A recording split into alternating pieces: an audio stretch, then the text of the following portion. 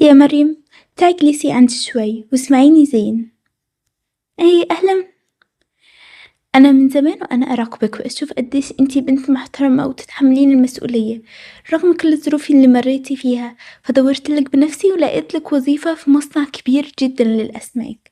الوظيفة هذه مو زي اي شغل يعني، لا بالعكس، شغل مربح ومريح جدا وعلى كمبيوتر وفي مستقبل، يعني تقدرين تعتمدين على نفسك وتعيشين حياة كريمة بدون ما تحتاجين أحد. والله يا خالتي أنا مو قادرة أوصف لك قديش أنا فرحانة بالكلام اللي سمعته منك الآن، لأني طول عمري وأنا أحلم باللحظة اللي أطلع فيها من هنا وأكون نفسي وأشتغل وأصير إنسانة طبيعية زي باقي الناس، مو عايشة على إحسان أحد ولا تحت رحمة أي أحد. وأنا من جد شاكرة لك إنك فكرتي فيني وساعدتيني بهالفرصة. انتي تستاهلين كل خير يا مريم، وأهم شي تروحين هناك وتثبتين نفسك وتسمعين الكلام وما تسوين أي مشاكل، لأن الفرص زي كذا ما بتتعوض بسهولة. السلام عليكم، أنا مريم وجاية أبدأ شغلي اليوم، وقالوا لي إن وظيفتي تكون على كمبيوتر. وعليكم السلام. واضح إنك جاية على أساس حلم مو على الواقع اللي نحن نعيشه هنا، لأن المكان هذا ما في شي اسمه كمبيوتر ولا شغل مريح. المكان هذا كله تعب وقرف وشغل باليد، وإذا تبين تكملين معنا لازم تنزلين على الأرض وتبدأين تنظفين السمك زي الباقي. بس أنا ما جيت على هالأساس، أنا انقال لي إن الشغل مكتبي وعلى كمبيوتر وأنا ما أقدر أشتغل هالشغل. اسمعي يا بنت وخلي الكلام يدخل راسك زين. هنا ما أحد يخ... هنا ما أحد يجي ويختار الشغل اللي عجبه. هنا يا تشتغلين وتسكتين وتسويني اللي انقالك بالحرف الواحد، يا إنك تندمين إنك دخلتي المكان هذا من الأساس. طيب لا تقرب كذا، خليني أفهم بس الموضوع وأتكلم.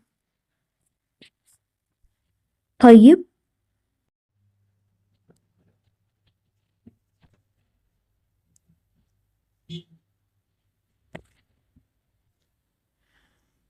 اسكتي بالله عليك ولا تكبرين الموضوع. احنا كلنا جربنا اللي تمرين فيه الآن، ولا أحد فينا حاول يتكلم أو يعترض. ولو حد فينا حاول وتكلم أو اعترض والله يعذبونا أضعاف. ما حد فينا يقدر يساعدك حتى لو كان يبغى. معقولة؟ معقول هذا هو المكان اللي المفروض أبدأ فيه حياتي؟ معقول كل هالأحلام اللي كنت أحلم فيها تنتهي هنا؟ اسرعي، لا تتوقفين ولا ثانية. تبين نرجع نعلمك الأدب؟ أنا مو كذا، أنا كنت أحلم بحياة غير هذه. أنا كنت أبغى أكون شي مو موجود، واحدة تنضرب وتتعب بدون قيمة. أنا هنا لي أكثر من سنتين، وكل يوم أقول يمكن بكرة يتغير شي، بس الحقيقة إنه ولا شي يتغير. المكان هذا ما يطلع منه أحد بسهولة.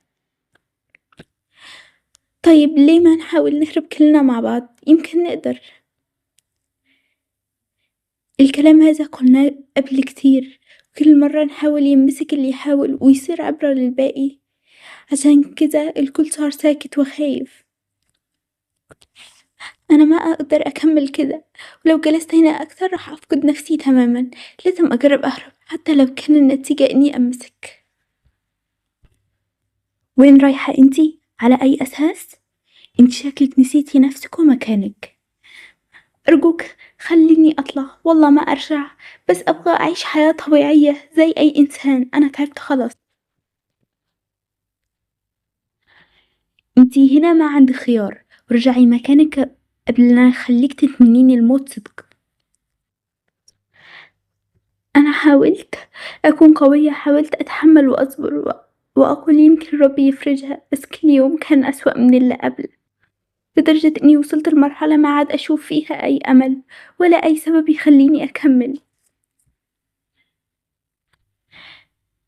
وش هالورقة؟ شو مكتوب فيها؟ لا تفكرين تستسلمين، إحنا هنا وبناخد حقك. مين أنتم؟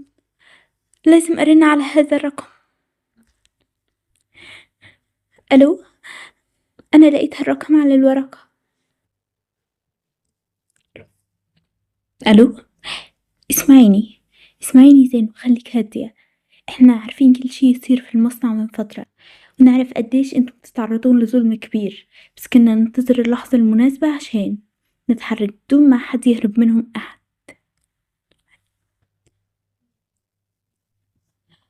أنا تعبت، والله تعبت، ما عاد أقدر أتحمل. كل يوم ضرب وإهانة وخوف، حاولت أهرب وما قدرت، وحسيت إني محبوسة في مكان ما له نهاية. أنا بس أبغى أعيش حياة طبيعية. أنتِ قوية أكثر ما تتوقعين، ووصولِك لهنا وتحملِك لكل هذا أكبر دليل، بس الحين أهم شي إنِك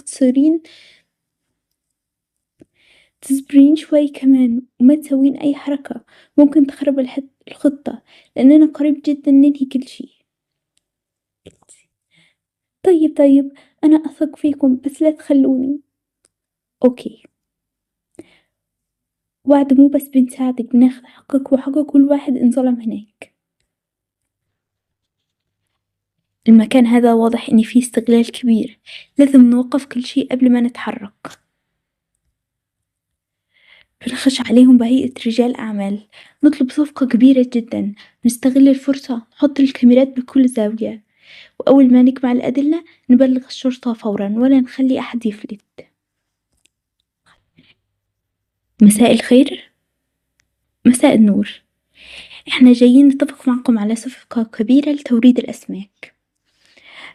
إيه، أهلًا وسهلًا، أهلًا وسهلًا، تفضلوا. هذا أكبر مصنع في المنطقة.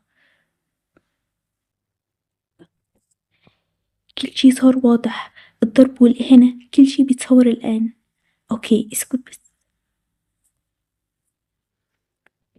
الكل يقف مكانه، عندنا أوامر بالضبط عليكم بسبب استغلال وتعذيب العمال. إيه؟ وش هالكلام؟ مو كلام، عندنا أدلة كاملة بالصوت والصورة. يلا تفضلوا معي. أوكي. أنا مو مصدقة، يعني خلص انتهى؟ إيه انتهى الظلم وما حد راح يقدر يأذيك بعد اليوم. أنا كنت لحظة وراح أفقد الأمل، بس انتم